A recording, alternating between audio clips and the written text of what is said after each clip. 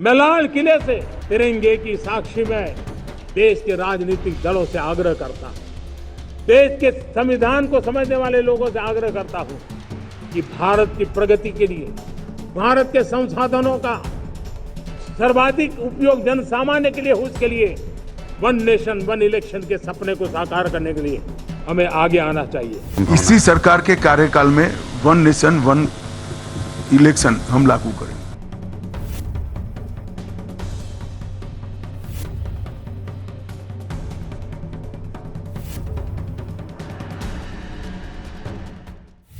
One nation one election की जो कवायद चल रही है, विपक्ष उसमें अड़ंगे लगा रहा है, क्या कहना है इस बारे में? विपक्ष के तो अड़ंगा लगाने का उनका एक तरीका है को लगाते रहेंगे, लेकिन जो वन इलेक्शन वाली बात है तो जो सबसे बढ़िया है कि एक बार में हमारा जो है वो हो जाएगा, चुनाव हो जाएगा, और चुनाव के बाद जो हमारे खर्चे हैं वो भी बहुत कम हो जाएंगे। कोई भी खर्चा जो सामाजिक कार्य के लिए, इनकम टैक्स हो, सब बचत, काफ़ी बचत हो जाएगी। लोगों की जनता का विकास, उससे जो पैसा बचेगा उसका विकास ज़्यादा हो जाएगा। तो हमेशा जो है एक इलेक्शन ही होना ही चाहिए। देखिए, भारत में हमेशा हमको लगता है कोई ऐसा महीना नहीं होगा साल का कभी इलेक्शन ना होता हो। हर जगह कभी नगर निगम का चुनाव, कभी प्रदेश का चुनाव, कभी केंद्र का चुनाव। तो ये जो इलेक्शन होते रहते हैं, इससे हम लोगों को बड़ा, जनता को बड़ा नुकसान होता है। और अगर ये वन नेशन वन इलेक्शन हो जाएगा, हजारों करोड़ रुपए का सालाना हम लोगों को बचत होगी। 2029 में क्लीन तरीके से लागू हो पाएगी कि इसमें भी विपक्ष अड़ंगे लगाएगा? नहीं, तो लगाएंगे ही, लेकिन लागू जरूर होगा। इसके पहले भी आज जो चुनाव होते थे कांग्रेस टाइम में, शुरू में तो दोनों साथ में होते थे, उसमें कोई दिक्कत तब नहीं थी। आज वो दिक्कत क्रिएट कर रहे हैं ना विपक्ष। सोचना चाहिए कि जो है यूपी के चुनाव है, पूरे विश्व का जो इंडिया का जो चुनाव होता था इकट्ठा होता था, संसद का, विधायक सब साथ में होता था। लेकिन ये तो धीरे धीरे व्यवस्था गड़बड़ होती गई, लोग गड़बड़ करते गए, इसलिए चुनाव नहीं हुआ। लेकिन 29 को जो चुनाव होगा बहुत बढ़िया होगा। वन नेशन वन इलेक्शन 100% सहमत है? हाँ, बिल्कुल होना चाहिए, बिल्कुल होना चाहिए। हो पाएगा 2029 तक? हो पाएगा नहीं हो पाएगा ये तो डिपेंड करता है पॉलिटिकल लीडर्स के ऊपर। मैंने I can give my comments वाली, वेदर इट इज पॉसिबल और not possible, but it done not done, that depends on the political leaders.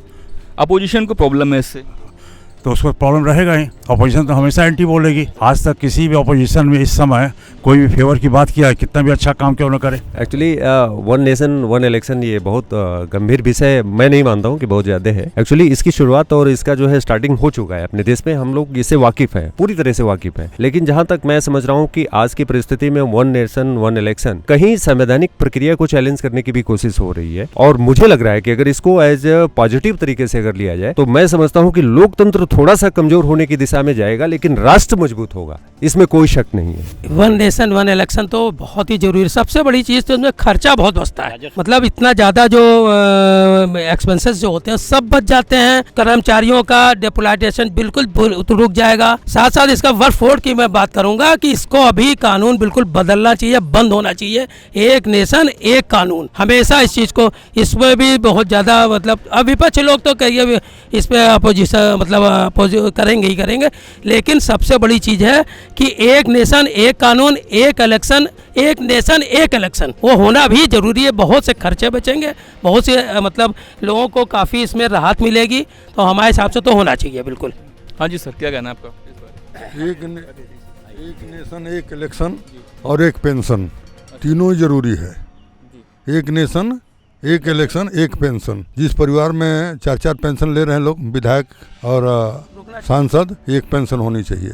हर साल 1 या 2 इलेक्शन होते हैं, जिससे कि इतना खर्चा आता है, जिससे कि महंगाई बढ़ने की बहुत बड़े चांसेस होते हैं। ये सर जनता के हित में है, सरकार के हित में है, देश के हित में है, और राजस्व इतना बचेगा। ये महंगाई का खर्चा सारा जो है क्या नाम से पब्लिक के ऊपर बोझ जाता है, इसका पूरा खामियाजा पब्लिक भुगतती है। और जहाँ तक वक्फ बोर्ड की बात है सर, इस पर तुरंत जो है क्या नाम से कानून लागू होना चाहिए। इससे देश की गतिविधियाँ जो है क्या नाम से गंदी होती जा रही हैं। जगह जगह इसमें जो है क्या नाम से गंदे लोग बाहर से आते हैं, उनको बहुत सारे जो है क्या नाम से व्यवस्थित करने के लिए वो एक रास्ता है। ये सब अगर बंद कर दिया जाएगा तो जान लीजिए देश एक अच्छे रास्ते पर चलेगा। एक चीज़ हम कह रहे हैं कि जैसे कोई भी अगर पहल शुरू होती है, जैसे गवर्नमेंट कोई मतलब पहल कर रही है, तो इस अपोजिशन को मतलब वो दिक्कत होती है। सर उनका तो काम ही यही है। 370 खत्म हुआ तो उन्होंने विरोध किया, मंदिर बना तो उन्होंने विरोध किया, डेवलपमेंट के सारे कार्य हुए तो उनका तो काम ही विरोध करना है। तो आज ये हमारे माननीय प्रधानमंत्री जी को एक डिसीजन लेने का समय है। इसमें बहुत ज़्यादा प्रोपेगेंडा करने की ज़रूरत नहीं है, और मैं भी चाह रहा हूँ कि हमारी सरकार ऐसी हो जो निर्णय ले पाए, जिसके लिए बार बार हम लोग उलझन में चले जाते हैं। और निर्णय बहुत इंपॉर्टेंट है। 1 nation 1 election that is not matter is this कि हमारा प्रधानमंत्री ताकतवर हो और वो एक ऐसा मैसेज ले जो पूरा देश जो है उसको रेस्पेक्ट दे पाए। 1 नेशन 1 इलेक्शन किस निगाह से? 1 इलेक्शन आज से नहीं, हम लोगों के बचपन में भी कभी केंद्र सरकार के और राज्य सरकार के पूरे देश के इलेक्शन एक ही साथ होते थे। इससे देश तो मजबूत होगा ही, साथ साथ समय भी बचेगा, देश की बर्बादी का समय भी बचेगा। आम जनता जो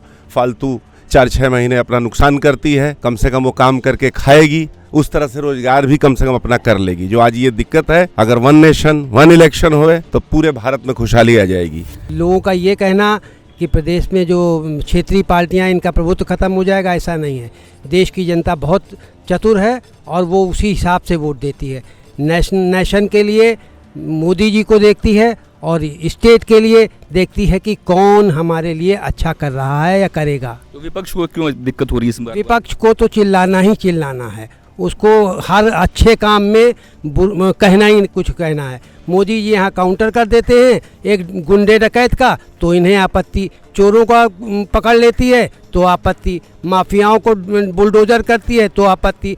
तो इन्हें हर अच्छे काम में बुराई दिखती है और इनको कहना ही कहना है कुछ ना कुछ, चाहे जो कुछ भी कहें। 1 नेशन 1 इलेक्शन हिंदुस्तान के लिए बहुत आवश्यक है और ये बड़ा लेट शुरू हुआ है, पहले हो जाना चाहिए था। और ये जो आपकी 29 वाली बात है ना, ये हो भी सकता है, इसलिए इसमें क्षेत्रीय पार्टियों के अलावा किसी को दिक्कत नहीं है। इसमें जो बड़ी पार्टियां हैं उनको बहुत सुविधा है और देश को बहुत सुविधा, एंगेजमेंट आपका ख़त्म हो जाएगा, आप अपना काम करेंगे। नहीं तो क्या होता है, एक इलेक्शन हुआ दूसरा चालू है, दूसरा हुआ तीसरा चालू है, ना कॉलेज चल पाता ना स्कूल चल पाता, सब जगह छुट्टी होती है ना। इससे समय और पैसे की बचत होगी।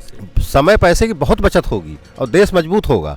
रीजन ये जो क्षेत्रीय पार्टियां हैं कम हो जाएंगी और देश जो है 2 पार्टियों में रहेगा। तो वही तो कहना है, राजद का ये कहना है कि जो एकल पार्टी उनका प्रभुत्व खत्म हो जाएगा। ठीक है, कम होगा लेकिन क्षेत्रीय पार्टियां फिर भी रहेंगी, ऐसा नहीं कि बिल्कुल जीरो हो जाएगा।